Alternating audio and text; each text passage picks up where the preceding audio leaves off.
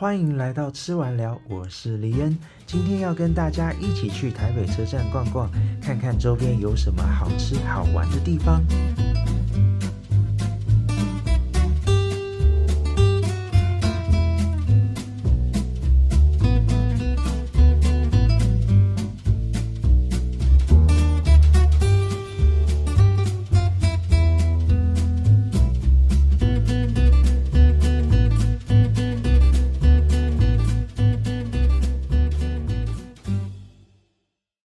我们来到的第一家店是福冈天神乌台炒面面包，一靠近就感觉到浓浓的日式风味。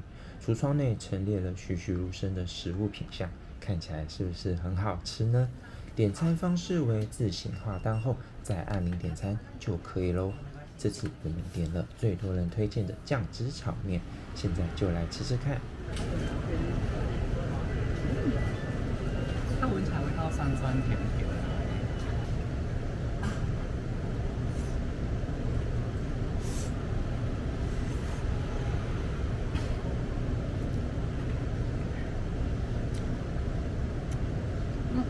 拌在一起吃之后就蛮好吃的。你说加了美乃滋之后吗？应该是味道是不是比较柔和啊？就是它美乃滋加美乃滋拌匀之后，然后加上它那个海苔粉的味道，然后还有那个红香的味道，就整体来说就变得比刚刚丰富一点。因为刚刚可能是我没有拌，蛮好吃的。接下来我们来到的是弹药库手工蛋饼专卖店，饼皮呢是现擀现煎，等待时间大概是10分钟。我们点的是分量满满的高丽菜猪排起司，而且看它料超满，它的是那种比较厚的那一种饼皮。看到它的那个起司是多到这样满出来哦，它多到我下面那边那个起司都直接爆出来。那起司控应该会蛮爱的。对啊，不过我们刚点什么？猪排。我们刚刚是猪排起司，高丽菜猪排起司。那它的猪排跟我想象中猪排不一样，我以为它的猪排是那种炸猪排哦，可是它是没有裹粉的猪排，是有点像早餐店那种猪排吗？对，那种煎肉的感觉。因为这家店它是那个现点，然后它那个面皮是现擀，然后现煎的，所以建议大家点的时候赶快吃，应该是最好吃的时候。觉得口感如何？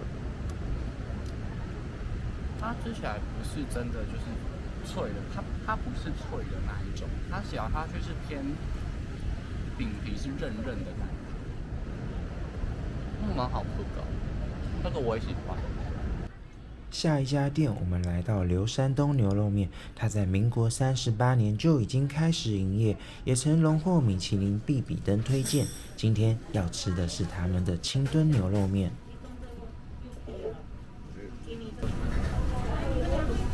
然后看它，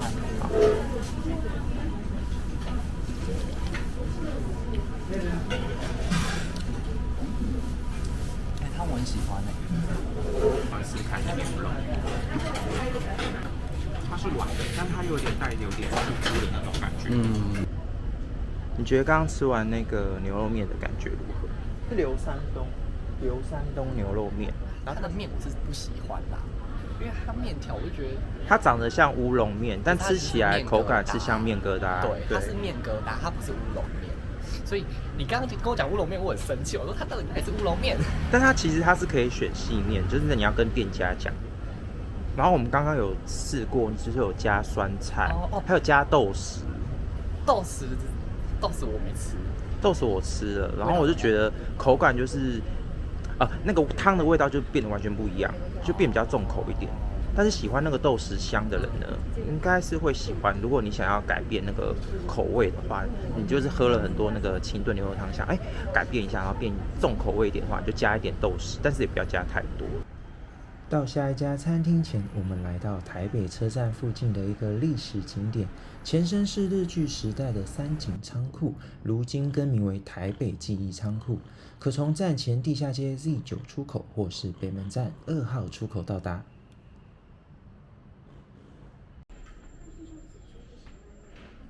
馆内不仅免费参观，还保留了当时的文物和历史资料。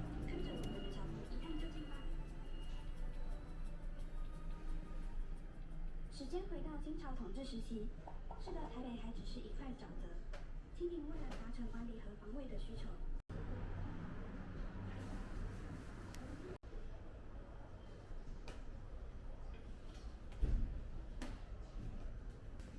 一楼还设有文创书店与餐饮空间，气氛悠闲安静。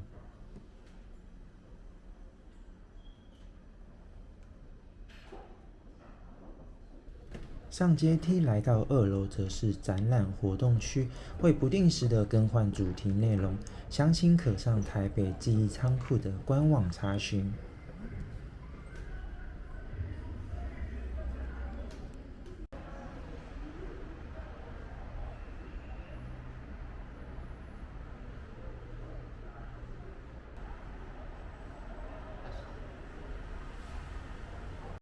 台北记忆仓库是一栋超过100年的历史建筑，若是您下次有经过，不妨入内参观，体验一下历史时光的流动。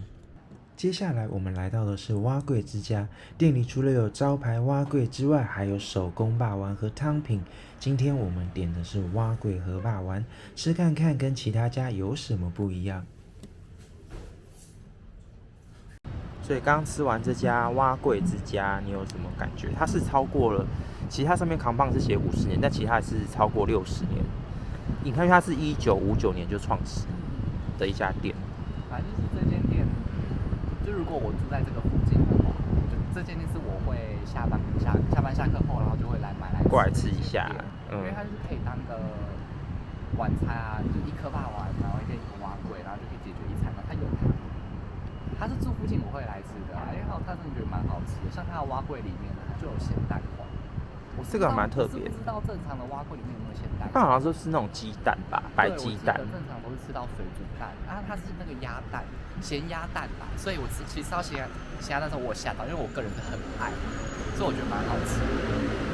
然后它的霸丸就是里面的那个肉块不会让你失望的那一种，它就是那种很正的肉块，就是里面你咬下去之后，你会吃到很重的那个笋丁的那个味道，就是那个笋子味道很明显，然后加上它里面有放芋头，这个很特别，因为我也是之前别家我也是没有吃过，对，里面有包芋头，芋头是怎么样？反正就是蛮酷的，就有芋头，那芋头好吃吗？我觉得很松软。是有提那个味道，然后那个刚刚那老板说，他上面他们是用那个白酱，然后他说是用米做的，他说跟其他家的区别，因为其他家可能是用甜辣酱，那种粉红色的那一种。他有说他们那个米酱是他们自己卤制的，对，我刚刚吃起来就是对啊，就是跟甜辣酱的肉吃起来就不一样，但它是光里面那个肉吃起来就是很正统，这点就过关。因为很多霸王其实它里面那个肉吃起来就是不好吃，对。然后它的皮就是蛮 Q 的啦，不会到很厚，但也不会到太薄，不会干干，有的感觉会有点干干。所以它对我来讲就是一个过关的家常，很妥当的。下一家店，我们来到台北后火车站的苦茶之家，它创立于民国18年，距今已接近100年的历史咯。我们今天来试试看他们的苦茶和蜜芋头，体验一下这历史传承的味道如何。这间呢，苦茶之家，有点记不起来的名字，反正就是苦茶之家这间，就是如果我吃完饭，我会特地来这边吃的一家可以算饭后甜点，因为它的苦茶真的很好喝，它苦茶就是大家一定不会讨厌的那一种。像我没有喝过苦茶，我刚是喝的是它是苦，但是是可以接受的苦。对，而且我刚喝完剩下那半杯之后，我的嘴巴是一直在回甘的那一种，甚至不会到后半段，我甚至不会觉得到口渴，因为它就是回甘的很足够。然后加上它的芋头冰，我一开始不是讲说蜜芋头，蜜芋头，一开始我不是讲说半硬半绵吗？可是我发现那只是其中一个。那一碗里面总共有3种口感，一个是半硬半绵，然后一个是就是偏硬，然后第3种口感就是全绵。它感觉好像是不同品种的芋头，颜色不大一样，就有可能，或者是可能 maybe 煮的时间之类的。因为它就是真的一碗里面就有3种口感在里面，所以我觉得这件就是好吃的。那这件我给建议蜜头我给100分，然后苦茶我给1000万，它苦茶真的好好喝。爱苦茶的人就推荐可以来试试看，因为这家店也是开了很久很久的，也是老店。最后我们来到台北后火车站商圈的脆皮鲜奶甜甜圈，到达的时候已经有不少人在排队咯。今天要吃的是他们的招牌脆皮鲜奶甜甜圈。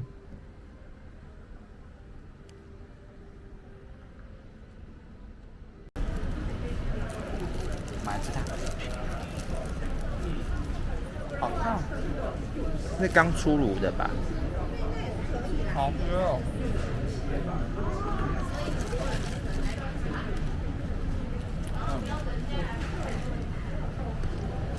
很好吃的，因为它现在它是刚出炉的关系，所以它那个整个奶香味会被熏热。你知道那个奶香味被熏热的时候，它会散发出的那个味道就会比较更浓烈吗？更浓烈。然后因为它是脆皮甜甜圈，所以它表皮是脆脆的。其实它外面的糖粉没有到很甜，淡淡的，因为它沾很多，所以我以为它会就是很多糖的那种，但其实也还好。要不然就是因为它现在热热的，所以可能有稍微融化一点。很好吃哎！而且像我们刚刚来是5点，是不是？差5点嘛。然后它5点，下去就更好吃了。它5点好像就已经，我们刚刚要点其他口味，好像都卖完了，只剩下原味，就是这个奶粉口味的。它那边招牌上有很多种口味，我们刚刚去点只剩一个。而且它好像有3个时段，它出炉好像有3个时段。你要吃其他口味的话，你可能要早点来，等它刚出炉的时候，你就要来排队了，你才可以吃得到其他口味。我刚刚看到老板他们是炸起来之后先放旁边，然后是等到客人要买的那个当下，他才会把它甜甜圈拿去炸锅，才会拿去裹这些粉啊、糖啊之类的东西，就是也不会说他先裹，然后结果因为热，然后就融化，然后就变成那个甜甜圈湿湿的，他们没有就不会有这个问题。好吃。今天的节目就到这里结束啦，感谢您的收看，也欢迎订阅我们的频道，按赞给我们鼓励一下，并且开启小铃铛。那我们下部影片见啦，拜拜。